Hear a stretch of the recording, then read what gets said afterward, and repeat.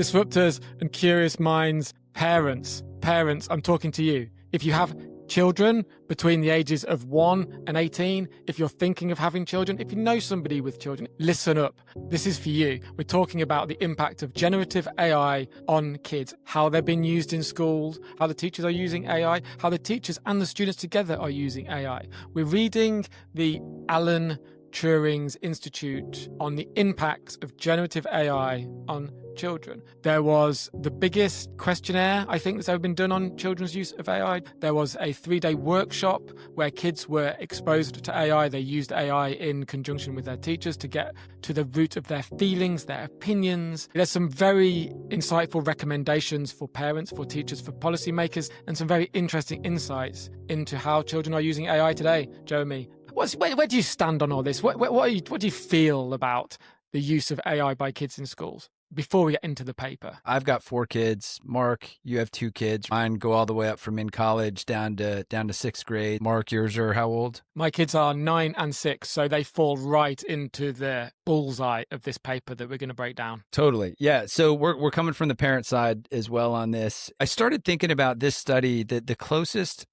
platform or the closest technological comparison to AI, not saying it's the same thing, but it's a similar thing that came out that affects a generation a certain way. I think about social media and what that's doing or what that has done to kids. AI, generative AI in particular, can be potentially be more helpful than social media, but also can, on the flip side, be, maybe even more dangerous. The upside is astronomical. There just has to be a framework. There has to be a structure of how kids and adults, but today we're talking about children, use it and are exposed to it and behave with it. Before you get going, I just want to leave a couple of questions for our listeners as we're talking through this paper, as you're thinking about what we're speaking and thinking about. What is a healthy AI relationship between children and AI?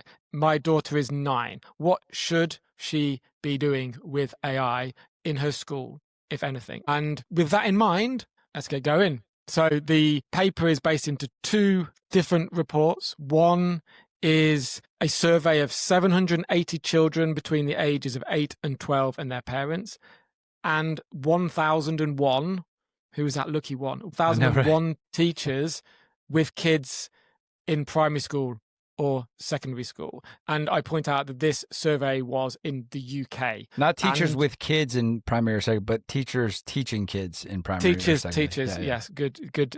Important to notice that different. And the second report was with 40 children between the ages of 9 and 11 in 2 state-funded schools in Scotland. And that was, which we'll get into that after the first one, and that was a 3-day workshop with less kids, but that was more about the feelings, the emotions, the children's opinions on AI. And there's some very insightful, very interesting, very powerful quotes from some of the kids, which we'll read later. But yeah, first the survey. Yeah, the survey, and again, this was a study through the Alan Turing Institute, was funded or partially funded by Lego. Which is pretty interesting. The OGs of analog play, the OGs of IRL play and creativity. I thought that was cool that they're supporting this. I don't know if this is unfortunate news or not, but just given what we're learning about ChatGPT and OpenAI, the number one tool being used by kids is actually ChatGPT. How do you feel about that one? No, I'm not surprised. Well, I was surprised, which is because of my age, that one of the second, I think it was Snapchat AI was up there as well. Snapchat, I think, yeah. Snapchat AI. So yeah, I wasn't surprised by ChatGPT. Snapchat's pretty big. I've resisted it, but my wife actually got it and has this nice communication channel with our kids. Not saying it's only through Snapchat. We go out of our way to generate or try to orchestrate real life moments and stuff, but she now like snaps them. So I mean, it's a big part of their world. So we know ChatGPT is the most popular tool. How are they using it? What did the study find? How they're using it? The 3 main use cases were, quote, creating fun pictures, finding information, and entertainment, in that order. I've got a few key results from the paper. I'm just going to firebomb them out there just so we can know. 55% of households in the UK use AI. 25% of 8 to 12-year-olds have used AI. 58% of 8 to 12-year-olds in private school have said that they've used AI, generative AI, only 18% in state schools. There's a lot to read into that, which we'll get to. 76% of parents are positive. 72% of teachers worry about AI. 50% of teachers report students submitting work done by AI. And 2/3 of teachers use AI themselves. So there's a lot going on. It's there. It's very prevalent. I don't know much about the gap between private schools and public schools in the UK. Is it different than in the States? That statistic that 58% of private school kids between the ages of 8 and 12 have said they've used generative AI, but only 18% at state school. I think that statistic gives you a very good window in the difference between state and private schools in the UK. It's big. And if 58% of them are using AI already and only 18% are, the haves and the have not, which we speak about a lot on Thinking on Paper, not just in AI, about all technologies, about this balance of power is already there. So some of the recommendations that we'll get into later involve trying to close that gap. Yeah, it just accelerates, like technology does. It accelerates what's already happening from an analog perspective. I've got a question for you then. As an American, I'm sure it's probably the same in other countries. Why are kids in private schools 3 times more likely at the age of 12 to have used AI? I don't know. I don't know what to think about that. Oh, come on. Yeah, it's the parents. It's socio and economic backgrounds and the parents. 10-year-olds aren't using AI unless their parents are A, using it, and B, allowing them to use it. So the parents at these schools are using AI more, and that they're letting their kids use it. Yeah, it's familiarity, I guess. If your parents talk about XYZ, you're going to be more familiar with XYZ. If they have a good opinion about XYZ, you're likely going to have a good opinion about XYZ until you could form your own opinion through experiences, I guess. That's interesting. Do you think wealthy people care more about speaking about artificial intelligence and technology in general than people from less wealthy economic backgrounds? Just to put you on the spot, Jeremy. Jeez, yeah, I don't know. I wouldn't say I'm in the upper 1% of wealth, the wealth echelon by any stretch of the imagination. Yeah, because if you were, there's something you're not telling me. But yeah. No, I'm definitely not. But I'm very deep into my awareness of technology, and as you are as well. So, I mean, there are people like us. There are curious individuals. There are maybe, I don't know, people with better access to understanding what the hell these things are. Maybe they work for companies that are already implementing some of those things. If your company pays for your ChatGPT subscription, or you're using your personal account, let us know. We would like to know what people are using and why. Yeah. Let's talk a bit more about some of the other things we think about with AI. Are kids using it to cheat on their homework? 50% of teachers have reported that they've seen a homework submitted by AI. Is that 50% over-exaggerated or under-exaggerated? Is there some slipping through the net? I think there's some slipping through the net. Probably so, but 85% of teachers are showing that it increases their productivity on what they're doing. So it's about becoming more efficient at what you're doing. And the whole But those same teachers were also worried about some of the impacts that it could have on the children in their classes' critical thinking. On the one hand, they're using it themselves and they say that it increases their productivity. On the other hand, they've seen kids cheating.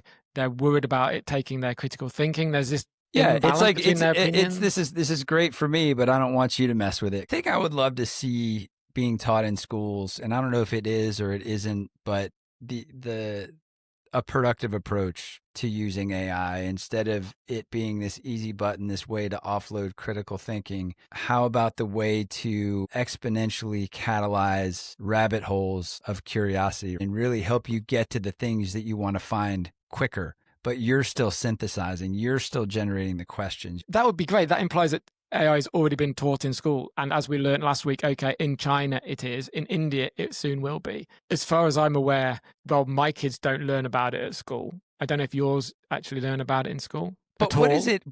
Is it the what, the why, or the how? Like, is it what AI is? Is it how do you use AI? Is it, what did it say, what, why, or how? Yeah, the why piece Well, of it. when you're 8, it's all 3 of those things, isn't it? Yeah, you're probably right. What did you think about this RITEC framework? This is the first I've ever heard of that. It's basically it's the Responsible Innovation in Technology for Children framework. Is that part of UNICEF, or is that where did that framework come out of? That's been used before to evaluate technologies. Yeah, established by UNICEF. Yep. So there's 8 factors in that framework: safety and security, autonomy, diversity, equity and inclusion, competence, identities, creativity, relationships, and emotions. Ticks a lot of boxes. Yeah, without thinking too deeply, I don't think anything's missing from that. Can you? What's missing off that list, if anything? I'd like to spend a little time kind of talking through some of these that stood out to me as it relates to AI use, AI concerns. The one that really, really stood out to me is relationships. So, quote in this chart here, when children work with traditional art materials, they generally did so while chatting with their classmates. They're more engaged in what's around them physically if they're doing something that's outside a computer. And if they're locked into doing something on a computer, they're locked into the computer or the device or whatever it is versus engaging with their peers. And that gave me a little pause. What did you think about that piece of it? The kids were divided, weren't they? There was some of them really enjoyed how it helped them with their creativity and their art. Some of them resented it. One of them said they were jealous of AI because it was better than them at art. Let me just bring up some of the quotes on the art section from the kids. That's kind of tough to hear right off the bat. Children often stated that they enjoyed the experience of physically creating artworks and using more tactile media, which is what you said. I like to feel the droplets of paint on my art brush. I like colouring and sticking things on myself. I did not like using AI. I liked making crafts without generative AI. I like doing art a bit more. I prefer doing things physically. I don't want to use a laptop. The experience feels a lot better when you're physically doing it. I felt art materials were better, slower, but it ended up what you want it to be. And then some very powerful quotes and insights from the kids, which you would expect to come from adults. And you've probably heard adults saying a lot of these. Like, AI can create an image that gets quite close to your imagination, but it never really gets there. No, AI is too easy. AI is like cheating. Then another one, I do not like drawing so much, so I'm quite happy about the output the generative AI created of me. It can make a lot of stereotypes around people, so it is generating all men, all white. They all look exactly the same. It only came up with an image of a white person and it would not change. It made me feel annoyed and sad. The images need to be more diverse. Generative AI needs to be less biased. If you don't have kids, they're very smart. They're much, much more tuned in than we often give them credit for. These kids in this survey were very concerned about the environmental impact of AI straight away as soon as they became aware of that, to the point where some of them didn't want to use it. Quote, it is ridiculous that it uses so much water. Quote, I think people should use it less if it has the impact that it has on the environment. Quote, guilty because it is so bad for the environment. They're aware of that. They speak about the trust layer. They say, the AI made it. It's not me. Sometimes it works okay. Sometimes it doesn't do what I asked it for. This could affect you because you wouldn't know the real thing. So nods to conscious AI, seemingly conscious AI. Definitely encouraged by the awareness of these children of the bigger picture. And I think that it's largely because they're unencumbered by the bullshit that turns our thinking into path A or path B. You get hardened in your beliefs. You get less open-minded by relying on shortcuts over time. You find yourself in this one group versus this other group. No matter if you share some characteristics of the other group, the easy button is to go into one group, and that stuff solidifies, it calcifies, and it's very hard to change when you get old. And they don't have that. They're not encumbered by that. They're free from it. And like Pablo Picasso said, every kid's an artist until it gets pushed out of us. I'm loosely framing that, but man, can AI help kids stay kids? All of these are real quotes from 9 and 11-year-olds in the survey, and they wrote them all down on pieces of paper so you can see them in the documents. On chatbots, they were saying, quote, computers don't have any feelings. Why would you talk to them? No privacy in AI chat. Anyone could look at that. I think that people who make generative AI should do something to protect it somehow. They speak about misinformation, disinformation, fake news. On fake news, a 9-year-old said, Misinformation could be fake news. When people start using AI, they could use it for their own purposes by making fake information and putting it online to make money. And I want to stop on that one. And before we move on to the recommendations from the Institute on what we should be doing, did a 10-year-old really say that, or are they just parroting what their parents have said? That sounds like me. That sounds like my kids have gone to school and said exactly what the parents are saying. And that's very important. And I think that goes back to the private school and the public school usage. I think it goes to how confident children are, how confident teachers are, how worried parents are, mirrors how worried the kids are. Parroting is a part of learning. Here we go, Jeremy, with his musical reference again. But, how do we learn how to play guitar? We learn other people's songs, and we learn to perform those songs and play those songs. But then we get our own ideas, from that. So I think whether it's a parroting, I think it's a parroting of important messages. So good job, parents of those kids, to get them thinking in such a way. OpenAI is always talking about needing a refresh of their board.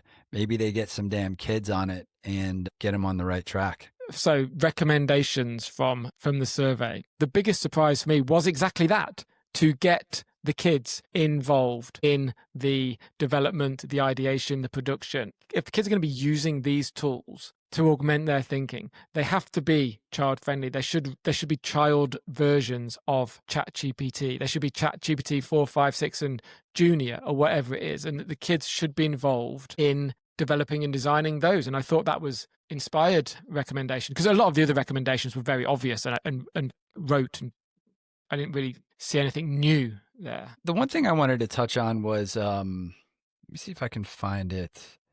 There was a stat in here about use of AI related to those with, I don't know how they phrased it, not learning disabilities. Learning difficulties, yeah. They were using it a lot more than the kids who didn't have learning difficulties, which makes sense. The thing that I thought about with that is the survey pointed to those particular individuals leaning on that more as a friend, as someone that can be a confidant for them as they're trying to figure things out. I got a little scared with that. I got a little sad about that, because those with difficulties learning, making friends and that sort of thing, those are the people that need more human time to help them figure it out. But I think people will lean on an easy button of like, oh, we'll just let the kid use this thing to solve that harder part of life.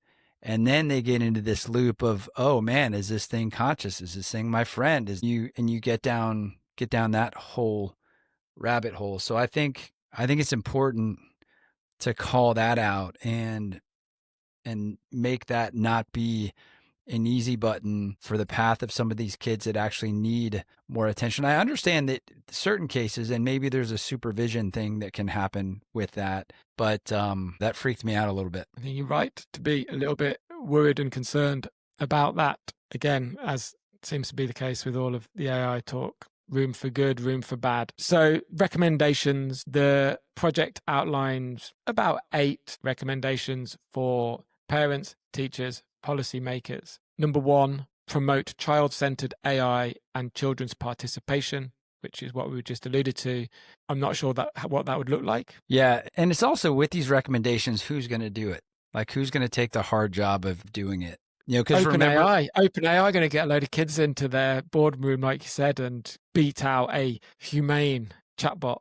This is all outside in approach rather than inside out, because inside out the race is more GPUs, get to AGI the fastest. So what is easier is develop age appropriate generative AI tools. That would be something that the big AI firms could do, and they could do it pretty easily.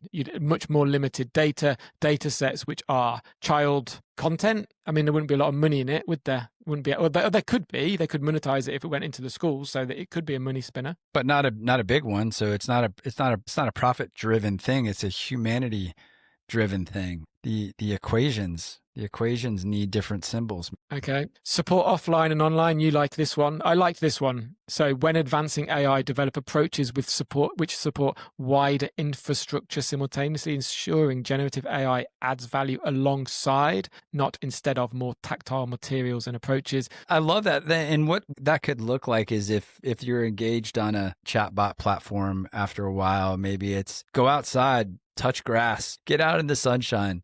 Be nice if like social media stuff would have that as well and just be like, close the curtain and you have to go outside now. Am I diverting our tangible takeaways? But one of the kids, they quoted this, and I've written here, shape AI by environment and context. Not everything can be improved and made better with an AI hammer. So you call it the shortcut button. People just want to solve all their problems with AI. AI is the solution to all of these challenges and all of these creative endeavors, and it's not. And I like this idea of building alongside that. But again, what might that look like at home or at school? Number 3, improve AI literacy. Let's improve literacy in general would help that cause. How do we improve literacy in general and AI literacy? How do you push that out to all of the millions of schools in the world? Man, schools are systems that are very tough to integrate new stuff into. If we just look at it from our particular local perspective, it's really difficult to get new information into old structures like that. Trying to figure out how to do that would be step 1, just in general, and then figure out the message of how do you improve AI literacy into that model. It's a step 1 before step 2. One of the big statistics, and this was 80% of teachers are using AI, but 70% of those use their personal accounts because the schools don't have. Right. That schools aren't giving them access to AI yet. I think that's a risk thing. I think it's a risk mitigation. Number 5 on the list of recommendations is equitable access. And so perhaps equitable access doesn't just mean for schools, it means for business and society at large. Are all of the smaller, less financially viable corporations not having their subscriptions? Are charities not having subscriptions? Schools aren't having subscriptions, and the only people having subscriptions are the big tech companies or the big commerce platforms, big banks, the haves and have-nots, everywhere. It's a snowball and it's gathering speed, and a lot of these recommendations and a lot of these statistics are, I don't want to say set in stone, but I fear that if we came back, when we come back in a few years, that the numbers will have grown, but the disparities will remain. The gaps are the gaps. The gaps are the gaps, and the gaps will remain the gaps. I really hope policymakers and maybe some people in UK government, in the education department of the UK government, have read this and are acting on this and are doing something with this, with the boards of teacher boards, and hopefully they're acting on it and making AI more equitable, fairer, more distributed, and a nicer experience for the kids who are going to be using it in school.